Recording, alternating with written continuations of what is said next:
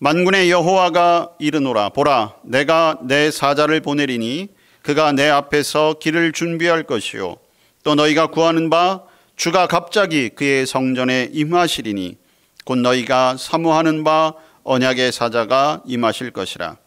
그가 임하시는 날을 누가 능히 당하며 그가 나타나는 때에 누가 능히 서리요. 그는 금을 연단하는 자의 불과 표백하는 자의 잿물과 같을 것이라. 그가 은을 연단하여 깨끗하게 하는 자 같이 앉아서 레위 자손을 깨끗하게 하되 금, 은같이 그들을 연단하리니 그들이 공의로운 제물을 나 여호와께 바칠 것이라. 그때에 유다와 예루살렘의 봉헌물이 옛날과 고대와 같이 나 여호와께 기쁨이 되려니와. 아멘. 누가복음 3장 1절에서 6절까지 말씀입니다. 한 절씩 교독하여 봉독하겠습니다. 디베리오 황제가 통치한 지 15해 곧 본디오 빌라도가 유대의 총독으로, 헤롯이 갈릴리의 분봉왕으로, 그 동생 빌립이 이두레와 드라고닛 지방의 분봉왕으로, 루사니아가 아빌레네의 분봉왕으로,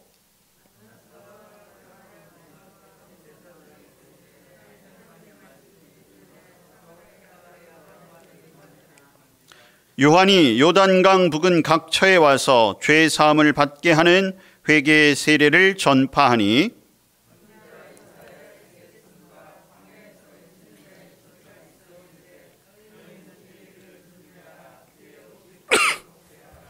모든 골짜기가 메워지고 모든 산과 작은 산이 낮아지고 굽은 것이 곧아지고 험한 길이 평탄하여질 것이요 모든 육체가 하나님의 구원하심을 보리라 함과 같으니라. 아멘. 오늘 구약 말라기서의 말씀과 누가복음 3장의 말씀을 통해서 주의 길을 준비하라는 말씀으로 함께 은혜를 나누겠습니다. 대강절 두 번째 주일은 교회력에 따라서 늘 세례 요한에 관한 말씀을 함께 읽게 됩니다. 그리고 그에 따라 구약의 말씀 가운데 이제 말라기 말씀을 오늘 읽었어요.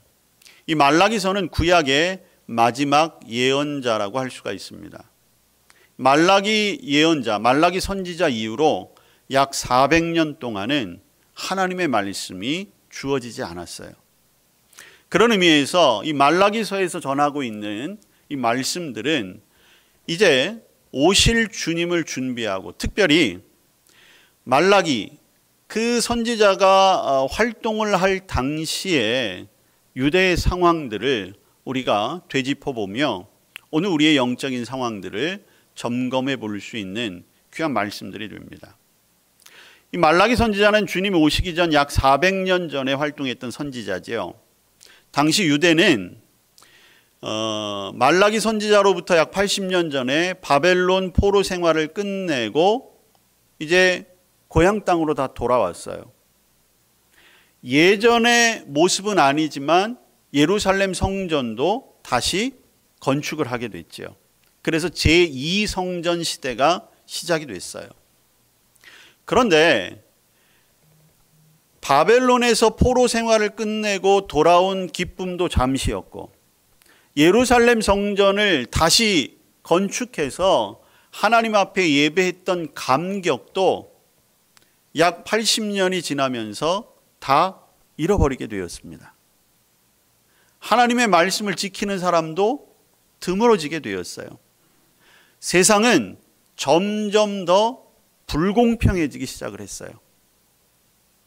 주변 나라들은 점점 강성해져서 이 유대 땅은 점점 위축되어져 갔고, 그러다 보니까 유대 사람들은 하나님 앞에 신실하기보다는 어떻게 해서든지 자기만의 방법으로 출세하는 길에만 매진하게 되었던 거죠.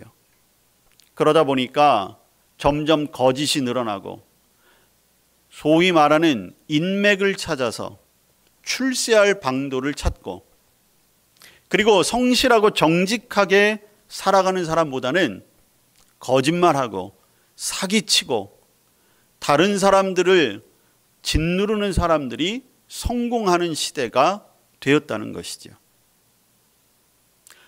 분명 예루살렘 성전은 있어요. 제사장들도 자기들의 직무에 맞게 하나님 앞에 제사는 드리기도 했습니다. 그러나 모든 것이 형식적이었다는 거예요. 자, 그러다 보니까 하나님의 택한 백성이라는 이 유대 민족들, 그 사람들 가운데 하나님에 대해 의심하는 사람들이 생기기 시작을 했습니다. 아무리 둘러보아도 하나님의 정의로움이 보여지지 않는 거예요. 공의로운 세상이 아닌 거예요. 하나님이 살아계시다면 이 세상이 이렇게까지 타락해서는 안 될 것이라는 거죠. 그러다 보니까 점점 사람들은 하나님을 잊어버린 세대가 되었습니다. 이러할 때 하나님의 말씀을 맡은 예언자 말라기의 심정은 어떠했을까요? 오늘 우리가 말라기 3장 1절부터 말씀을 읽었는데 그 바로 앞에 나오는 2장 17절에 보면 이런 말씀이 나오고 있어요. 하나님을 괴롭게 했다. 유대 민족의 형식적인 예배, 하나님을 떠난 삶이 하나님을 괴롭게 했다는 거예요. 많은 주석가들 가운데 특별히 칼빈은 이 부분은 하나님께 슬픔을 드렸다. 하나님을 슬프게 만들었다. 이렇게 주석을 하고 있습니다.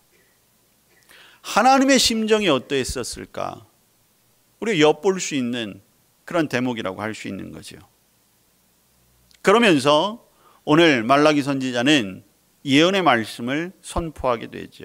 오늘 3장 1절에 보니까 만군의 여호와가 이르노라 보라 내가 내 사자를 보내리니 그가 내 앞에서 길을 준비할 것이요.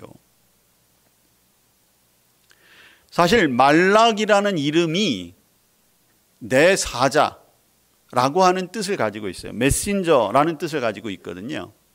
그런데 오늘 말라기 선지자가 전하는 오늘 본문에 나오는 내 사자는 다름 아닌 세례 요한을 가리키고 있습니다. 이사야 선지자가 이미 세례 요한에 대한 예언을 했어요. 이사야 선지자는 말라기 선지자보다도 300년 전에 활동에 있던 선지자죠. 이사야를 거쳐 다시 한번 말라기를 통해서 세례 요한이 준비되고 있음이 말씀되어진 것입니다. 선포된 거예요. 예언되어졌다는 것이에요. 이사야 선지자는 이 세례 요한에 대해서 조금 더 구체적으로 설명을 했죠. 그는 빈들에서 외치는 자의 소리이다. 광야의 소리이다. 이렇게 말하고 있습니다. 이렇게 말라기에 세례 요한에 관한 예언의 말씀이 있고 바로 이 말씀은 오늘 우리가 함께 읽은 누가복음에 이제 세례 요한의 등장과 맞물려지게 되는 거죠. 누가복음은 특별히 예수님의 어린 시절을 기록한 유일한 본문이에요. 그래서 세례 요한을 소개하기 전에 예수님의 어린 시절을 소개하고 있습니다. 사실 우리는 예수님의 탄생한 이야기 이외에는 예수님께서 어떻게 자라나셨는지를 단편적으로만 알고 있어요. 예루살렘 성전에서 있었던 그 제사장들과 서기관들과의 토론의 내용들, 우리가 기억하는 것들이 별로 없지요. 자, 그렇지만 분명한 것은 예수님은 12살부터 공생애를 시작한 30살까지 구체적으로 무엇을 하셨는지는 잘 모르지만 그것은 예수님께서 지극히 평범한 삶을 살고 계셨다는 것을 반증하는 것이 돼요. 하나님께서는 예수님을 그저 평범한 사람들이 살아가는 그 공동체 속에서 더불어 살아가게 하심으로 예수님의 사역을 준비시키신 거죠. 그런데 또 한편으로 하나님께서는 이미 오래전부터 세례 요한을 준비하셨는데 세례 요한은 따로 떼어서 광야로 나가게 하셔 빈들로 나가게 하셔서 그 사역을 준비시키신 거예요. 이렇듯이 하나님께서는 하나님의 사역을 위해서 그 사람에 따라 혹은 그 사역의 강도에 따라 맞게끔 훈련하시고 가르치시고 적용하신다는 것을 우리가 알 수 있는 것이지요. 특별히 세례 요한의 사역도 분명히 오래전 선지자들로부터 예언되어졌다는 거예요. 그래서 오늘 누가복음에서도 그 사실을 다시 한번 증명하고 있어요. 우리가 함께 읽은 본문 오늘 누가복음 3장 4절부터 6절까지의 말씀은 누가의 기록이 아니라 이미 이사야 선지자가 했던 말을 누가가 인용하고 있는 거죠. 광야에 외치는 자의 소리가 있다는 거예요. 모든 골짜기가 메워지고 산이 낮아지고 굽은 것이 곧아지고 험한 길이 평탄하여지고. 여러분, 요한이 광야에서 살았다는 것 이미 이사야 말라기를 통해서 예언되어졌던 내용이에요. 그리고 세례 요한, 그는 주님의 길을 준비하는 사명이 있다. 오직 그의 사명은 한 가지, 주님의 오실 길을 예비하는데 그를 통해서 골짜기를 메워지게 하고 산이 낮아지게 하고 굽은 것은 곧게 펴게 하고 험한 길을 평탄하게 할 것이다. 왜냐하면 여러분, 우리가 사는 세상에서도 뭐 소위 말해서 중요한 인사들, 뭐 대통령이 길을 지나간다거나 아니면 어떤 행사가 있을 때 보면 안내 요원들이 길을 정리하잖아요. 장애물이 있으면 치우고 방해되는 그러한 일들이 일어나지 않도록 미리미리 점검하는 것을 보는 것처럼 세례 요한이 하는 일이 바로 그런 일이라는 거예요. 예수님이 이 땅에 오실 길을 잘 준비하는 것. 그런데 여러분, 오늘 이사야 선지자를 통해서 예언되어진 이 모든 것들, 골짜기가 메워지고 산이 낮아지고 굽은 것이 곧아지고 길이 평탄해지는 것, 이거는 사실 예수님께서 이 땅에 오셔서 이루셨던 일들이라는 거죠. 예수님이 이 땅에 오심으로 말미암아 우리 인생의 패인 고랑들이 평화로 채워졌어요. 산처럼 높아졌던 우리의 교만함을 낮춰주신 것이죠. 죄 때문에 굽어졌던 우리의 인생길을 제대로 갈 수 있도록 해 주신 것이에요. 그리고 무엇보다도 중요한 것은 이사야의 예언처럼 예수님이 오신 것은 단지 유대 민족의 구원만이 아니라 모든 사람들, 그들을 구원하시기 위한 계획이었다는 것입니다.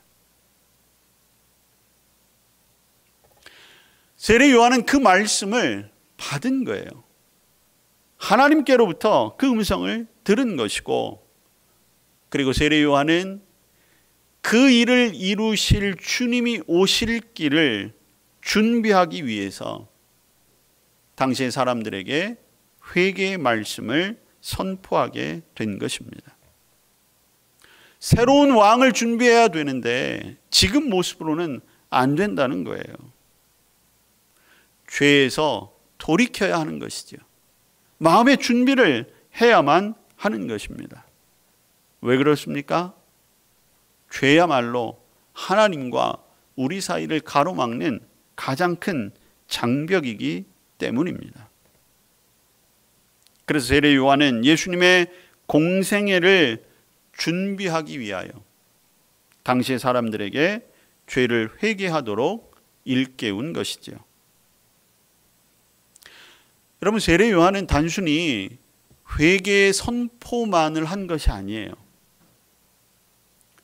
우리가 다음 주에 이제 세례 요한의 그 선포된 내용을 주로 또 살펴볼 텐데, 세례 요한은 그저 반짝 나타난 스타처럼 어떤 말의 영향력만을 전한 사람이 아니었어요. 세례 요한은 결단을 요구했죠.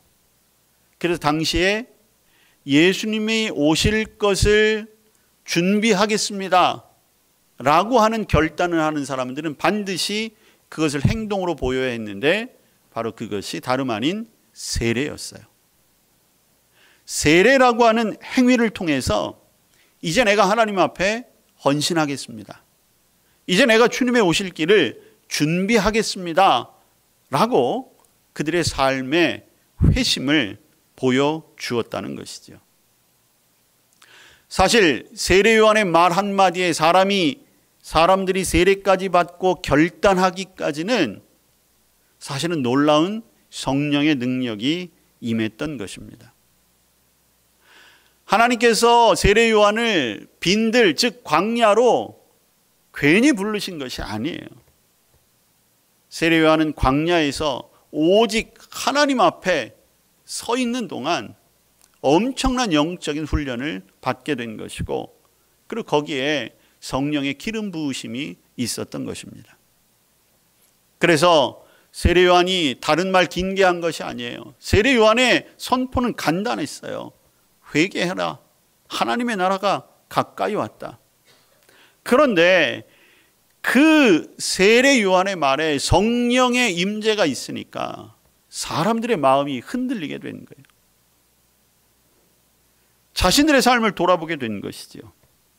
그리고 요한 앞에 나와서 세례받기를 자청하고 자신들의 삶이 변화되기를 간구했던 것입니다. 세례 요한의 사역에는 강력한 하나님의 임재가 나타나게 된 것이죠. 여러분, 우리가 대강절을 맞이하며 세례 요한의 말씀을 읽는 것은 오늘 우리에게 두 가지 측면이 있어요. 먼저 저와 여러분은 세례 요한의 말씀의 선포를 듣는 자가 되어야 돼요. 우리 역시 우리의 삶을 돌아보아야 한다는 것이죠. 저와 여러분에게도 가장 먼저 우선시 되는 것이 바로 회개의 구체적인 행동이 필요하다는 것입니다. 오늘 회개로 번역된 이 단어의 원래의 뜻은 메타노이아라고 해서 방향을 돌이킨다는 거예요. 아마 여러분도 여러 차례 들으셨을 거예요. 회개라고 하는 것은 단순히 주님, 제가 잘못했습니다. 용서해 주십시오. 라고 하는 말의 잔치가 아니라 우리의 삶이 바뀌어져야 한다는 것이죠. 내가 지금 살고 있는 것처럼 이렇게 살아서는 안 되겠습니다. 제가 제 삶을 다시 살겠습니다. 라고 하는 결단이 있어야 한다는 것이죠. 여러분, 바로 직전, 이 예배 직전까지 저와 여러분의 삶의 방향이 과연 올바른 방향이셨습니까? 지금 저와 여러분이 걸어가고 있는 이 방향이 정말 맞는 길을 걸어가고 있습니까? 저와 여러분이 착각하기 쉬운 것 중에 하나가 그래도 나는 저 사람보다는 낫지 않는가?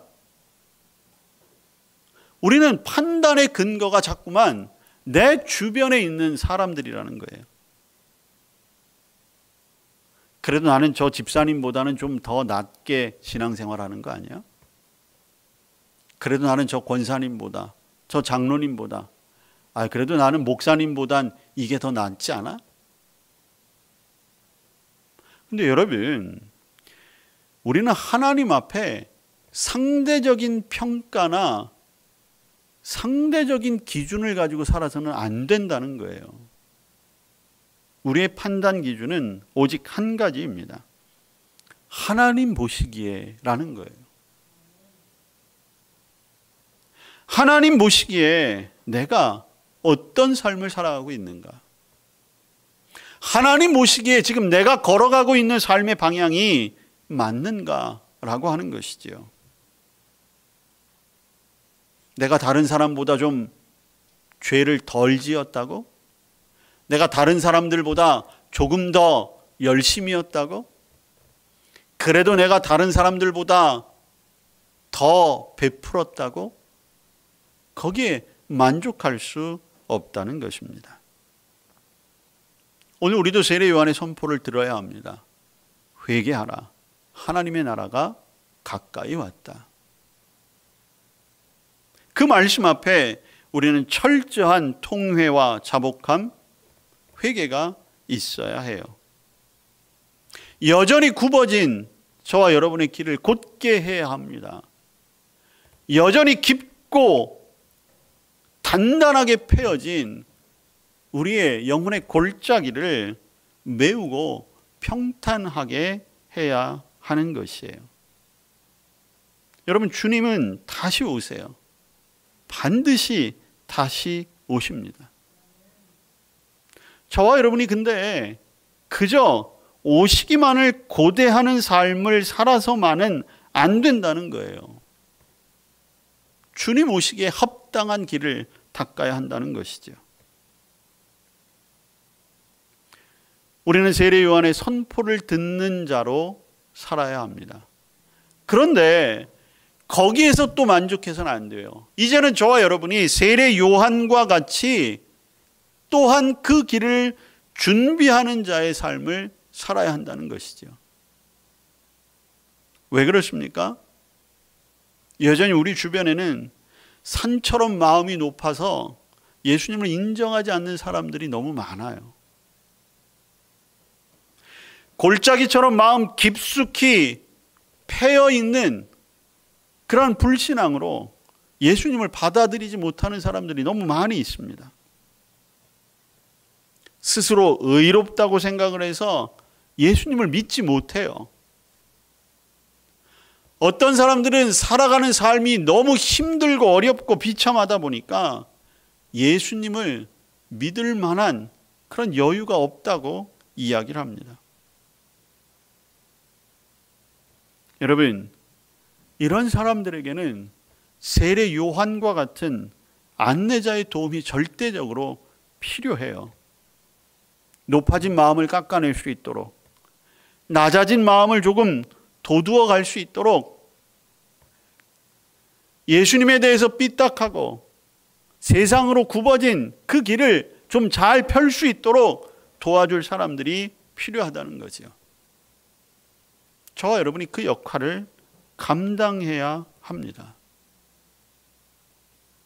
부자나 가난한 자나 높은 자나 낮은 자나 누구든지 평지가 되어 주님 앞으로 나아갈 수 있도록 저와 여러분이 그 사람들 앞에 나아가 설 수 있어야 하는 것이죠. 저와 여러분이 주의 길을 예비하는 자가 되어야 하는 것입니다. 다시 말라기의 말씀으로 돌아갑니다. 3장 1절에서 세례 요한의 예언을 했다면 2절부터는 주님의 오심을 말라기 선지자가 예언하고 있는데 놀라운 말씀을 선포해 주고 있어요. 3장 2절에 보시면 그가 임하시는 날을 누가 능히 당하며 그가 나타나는 때에 누가 능히 서리요. 그는 금을 연단하는 자의 불과 표백하는 자의 잿물과 같을 것이라. 말라기 선지자는 주님이 오시면 그 앞에 능히 설 자가 없다고 이야기합니다. 누가 자신 있게 그 앞에 서겠느냐는 거죠. 왜 그렇습니까? 하나님 앞에 우리가 어떻게 설 수 있겠어요? 주님 앞에 설 자가 아무도 없다는 거예요. 그러면서 하시는 말씀이 금을 연단하는 자의 불과 같고 표백하는 자의 잿물과 같을 것이라. 여러분, 이것은 무엇을 의미합니까? 이 땅에 오시는 주님은 심판의 주로 오시는데 죄를 심판하시겠다는 것이죠.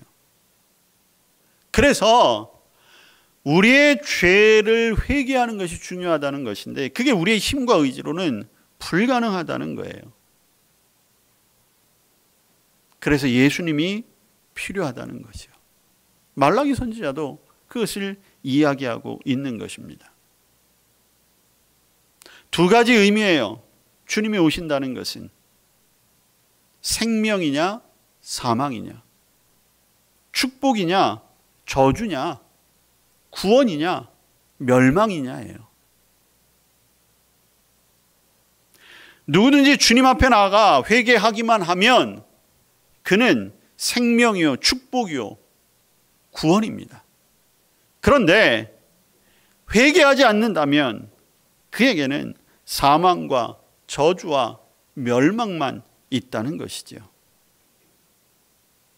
그런데 그 길을 주님께서 오셔서 우리를 불과 같이 연단하셔서 우리 안에 있는 금과 은을 나오게 하시고 표백하는, 마치 더러운 것을 빨래하는 그 세제와 같이 우리의 죄를 깨끗이 하셔서 우리로 하여금 하나님 나라의 유업을 이어받을 자로 만드실 것이다 말씀하고 있는 것입니다. 심판의 주라고 하는 두려운 이름으로 오시지만, 그러나 준비된 자, 복음을 받아들인 자, 주님을 모신 자들에게는 영광스러운 심판의 자리가 될 수 있는 것이죠. 우리 주님은 반드시 오십니다. 주님께서도 말씀하셨잖아요. 내가 진실로 속히 오리라. 여러분, 이사야와 말라기 선지자를 통해서 예언되었던 세례 요한이 주님의 오실 길을 준비하기 위해 말씀을 선포한 것은 예수님이야말로 이 세상을 구원하시기 위해 오시는 메시아, 그리스도, 구원자라고 하는 사실을 확증하는 그러한 사건이 된 것입니다. 그리고 그 예수님이 이 땅에 오신 것은 이제 다시 이 땅에 오시겠다고 하는 약속이 이루어질 것이라는 것을 다시 한번 확증하고 있는 것이지요. 저와 여러분은 단순히 주님이 오실 것을 고대하는 신앙에 머물러 있는 것이 아니라 우리 주님이 다시 오실 길을 적극적으로 준비하는 성도의 삶이 되어야 할 것입니다. 오늘 말라기 선지자가 우리에게 권면하는 것처럼 뜨거운 불에 금과 은을 연단해서 그 귀한 것을 얻어내듯이 저와 여러분에게도 성령의 불이 임하게 되기를 원합니다. 더러운 옷을 깨끗이 빨아 그것을 하얗게 만들듯이 예수 그리스도의 보혈의 피로 우리를 깨끗하게 하고, 그리고 그것이 더 이상 더러워지지 아니하도록 주님 앞에 거룩과 경건의 삶을 살아갈 수 있기를 바랍니다. 의로운 척하는 것이 아닙니다. 겸손한 척하는 것이 아닙니다. 말씀에 비추어 진정으로 의롭고 경건하고 거룩하고 겸손의 삶을 살아가야 할 것입니다. 또한 스스로 별 볼 일 없는 존재라고 자책하는 것 역시 하나님 앞에 큰 죄악입니다. 내가 얼마나 귀한 존재인가를 깨닫는 것, 그것도 중요한 일이에요. 우리 모두가 한마음 한뜻이 되어 주님의 복음을 증거함으로 주의 길을 예비하는, 그리고 주님을 맞아들일 수 있는 저와 여러분 될 수 있기를 주님의 이름으로 축복합니다. 기도하겠습니다. 주님 말씀 들려주신 것 감사합니다. 주의 길을 예비하라는 사명을 주신 것도 기억합니다. 이 땅 가운데 우리가 먼저 회개하는 자로, 그리고 주님의 오실 길을 준비하는 자로 그 성도의 삶을 살아가게 하여 주시옵소서.